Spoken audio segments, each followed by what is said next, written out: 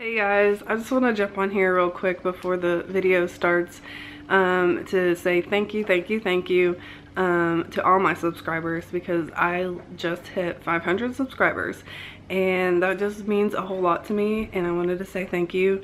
I know that's a small number in the YouTube world, but it really means a lot to me. This is just a hobby right now, and I'm making the videos when I can, and when I can, I'm doing it because I want to capture memories for my kids and for me and for my husband. So the fact that 500 people think that's even slightly interesting is amazing to me. So I just want to say thank you. And if you haven't subscribed, go ahead and click the subscribe button if you would like, after watching Liam's birth story. So here is the whole long story of Liam's birth. Welcome back to my channel. It has been almost 2 whole months since Liam was born, and I cannot believe how fast the time is flying already. It's been an adjustment for sure, especially with trying to get used to having 2 very young babies. I will be completely honest. It's not easy, but every day is different and it's fun, and there are definitely stressful moments, but all in all, everything has been going really well. With that said, I haven't had a lot of time to like just sit down and record Liam's birth story. So I happened to find myself today with a little bit of time, and that's what I want to do. I want to give you all the details of the day of his birth, what I was thinking and feeling. If you haven't checked out the birth vlog yet, go ahead and do that right now. It's up. I'm really actually proud of the video, and I can't thank my mom enough for being there to capture everything. So yeah, let's get started with the birth story. Okay, so the week leading up to Liam's birth, I had been, and if you've watched my little weekly updates, you know that I was feeling like my water was broken, and I went in Friday, May 25th to see if my water had broken, and they said it hadn't. So went home, went to sleep, got up the next day, and you know, just started the day as usual. I was cleaning like a mad woman. I was having a lot of nesting. I needed my house to be perfect, and I think that had a lot to do with knowing that he was going to be born, and then also that Bill's parents would be staying here with Oliver. I just wanted everything to be organized and clean. So I remember I was cleaning that day, and my grandmother actually ended up calling me just to check in and chat for a minute, and she accidentally ended up FaceTiming, and so that was a fun little, you know, moment. And I was telling her, you know, no, nothing is happening. I've had contractions, but no water is broken. They haven't been consistent enough, you know, so I didn't think anything was gonna be going on. So I hung up with her, and literally 2 minutes after I hung up with my grandmother, I felt a very, very tiny gush of water. And since I had been feeling like my water was leaking already, I questioned it. I was like, was that my water? Wasn't it my water? I don't know. And it was definitely more of a gush and not like just a leak that I had been experiencing before. But it also wasn't as dramatic and as much water as I had with Oliver. With Oliver, my water broke. It was all over the place. There was no denying that that was my water. And with this, I wasn't confident that that's what it was. So I told Bill, said, I think my water broke. Well, actually he was sitting there, I went, ooh, and I was like, I think my water just broke. And he was like, really? And I was like, I think it was just so tiny, and I'm not sure, but that's what it felt like. And so of course he's like, well, we need to go. Do I need to call my parents? Do I need to do this? Do I need to do that? And I'm like, I don't know. I was very conflicted. So I called my mom and told her what was happening. She said, okay, I'm just gonna come over just in case. So she headed to our house, and Bill called his parents and said, you know what, just head this way, because we're gonna go to the hospital anyway, just to make sure everything, you know, make sure it is, make sure it isn't, because it was a Saturday. It wasn't like I could just call my doctor and try to come in like I did the day before. So his parents lived about 2 hours away, so that was a very long 2 hours just being like, okay, well, we're just waiting. And I figured if it was my water, like I really would have just, it would have broken and like kept going, right? Or contractions would have started. And honestly, nothing happened. No more water came, no contractions, and that's kind of similar to what happened with Oliver. My water broke. It was clearly my water, but you know, nothing happened with Oliver either. Like my contractions didn't start right away, which that's probably normal. Anyway, I was very frustrated that my water didn't break any more than it did. And so they finally got here, and I think it was around 3 o'clock. And sorry, I didn't mention the time when I felt the gush. I think it was like, it was really close to 11. So it was like 4 hours before we ended up, by the time we ended up calling his parents and calling my mom and then them driving here and everything. It was about a 4-hour wait, I guess. So we go to the hospital. I tell them what's going on. I was like, I don't know if it is. I checked yesterday. They said no, but I'm pretty sure it was definitely more of a gush this time. And they got us checked in, and they just used the little strip, and it came back blue right away. So that meant my water had definitely broken, and my doctor wasn't there, so I ended up having a midwife, which I thought was really cool actually. And she checked my cervix, and she said that I was about 4 to 5 centimeters dilated already. That made me really happy. I was like, wow, we're almost halfway there. Like, really, I mean, I know the beginning of labor is the easier part, but still, like, knowing that I only had about 5 or 6 more centimeters to go was kind of exciting. So they said, you know, we probably should go ahead and break the rest of your water for you, because I had a 4-bag. So basically, from what I understand, a 4-bag is like your water breaks, but then like the baby's head kind of like seals it off, so like the rest of the water can't come out.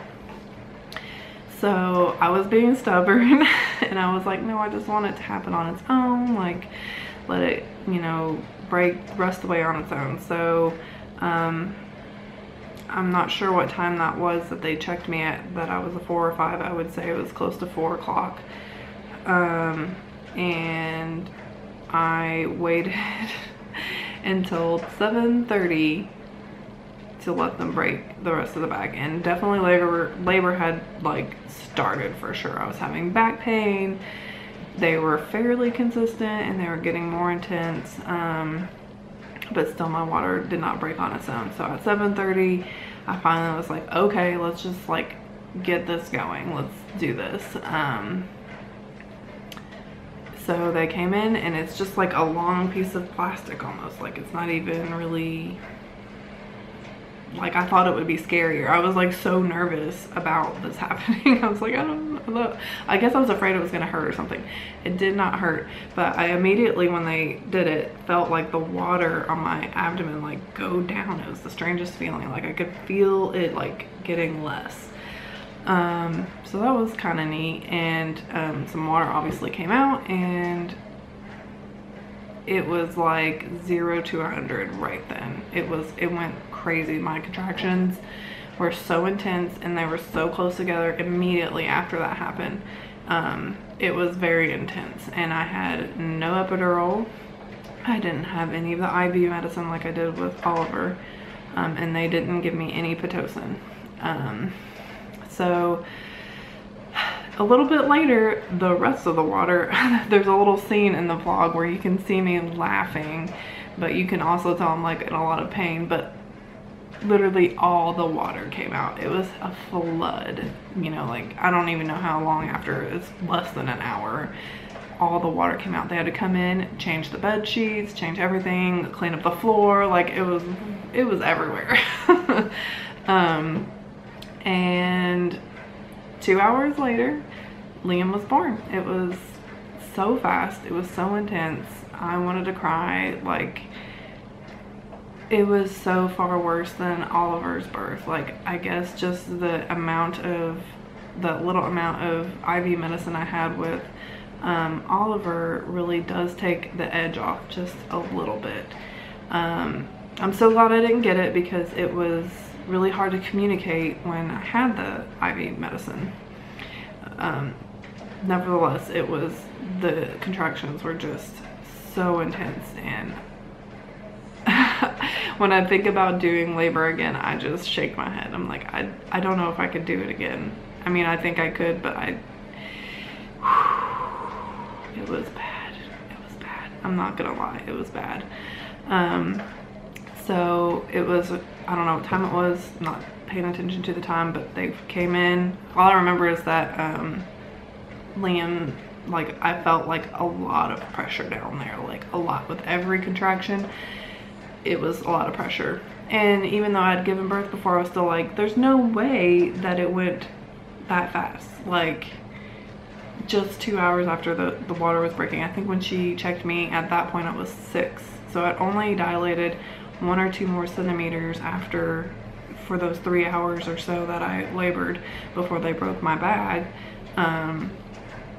So I went from a 6 to a 9 in 2 hours, and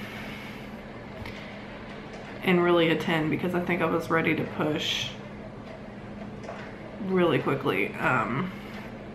So anyway, the nurse checked me. She's like, yes, you're a 9, we're good to go. And it took everything in me not to push and wait for the midwife to be there. He wanted to come out. Anyway, I think it was maybe 1 or 2 contractions later he was born. He came out so quickly. I timed out on the video and everything, and it was a total of 5 minutes of pushing. I didn't get a tear at all. She didn't have to give me any stitches whatsoever. So I was actually really impressed with that. And they put him on my chest, and it took a minute. I don't know how long, but it took a minute for him to start crying. And you can hear me on the video. I'm like, breathe, breathe, breathe, because I was like, why isn't he crying? As soon as Oliver was born, he was screaming. I couldn't hear anything the nurses were saying. He was screaming so loud. Liam came out, it was nothing. He wasn't crying at all. So they were like rubbing him and trying to get him to start crying, and eventually he did, thank goodness. So I did a little bit of, he was on me for a little bit, but they pretty much took him right away. I think they were afraid he swallowed or inhaled fluid coming out because he didn't cry out right away. So they took him over to the table and made sure like his lungs were clear and everything, and they weighed him. And I'm still obviously having contractions. They're getting the placenta out and everything, and he ended up weighing 8 pounds 3 ounces, and he was 21 inches long, which is almost a whole pound bigger than Oliver and an 1.5 inches longer than Oliver. So he was already starting out bigger. And he had hair. Oliver really didn't have hair. He had a very thin layer of blonde fuzz. But this little boy came out with long hair. And it's like, it's still like that. It's like in the middle, and he's like got like an old man receding hairline. It's so cute. So yeah, it was very intense, but very short, and I could not be more grateful that I had Bill there helping me through it and keeping me strong. And even the nurse like helped me breathe through the contractions at the very end, like helping me not push. Like she was like, you know, blow a candle out. So a tip for you all, like at the very end when you're having contractions and you don't want to push yet, blow very short blows. Like don't, like the long, which is what I was doing, the long in and out breathing, the short breaths, it changed how I felt. Like it's crazy, it's weird. But that was really, really helpful, and I'm really happy that it's over. I definitely am gonna be not pregnant for a while, and I'm not saying ever, but after going through this pregnancy and that labor, I definitely want some time to heal and time to spend with my boys before getting into another pregnancy. And of course, I want to introduce you to the little guy. So let me go get him. He was sleeping, so he might be a little like, what is going on? Here he is, and he is almost 2 months old. Yes, he is so sweet. He smiles all the time. He's doing great at night. I'm not saying he's sleeping through the night, but he's doing great. And he's just a little roly-poly. I want to do an update more about him soon. Not right now because the video's already long enough, but this is the little guy. Can you say hi to him? It's like, what are you doing, Mama? What are you doing? All right. Thanks for watching the video. Give it a thumbs up if you enjoyed it, and subscribe if you haven't already. Again, I'm not the most consistent YouTube person. It's a hobby. I do want to be consistent and I do my best, but if you have been following along, I really appreciate it, and I look forward to making my next video.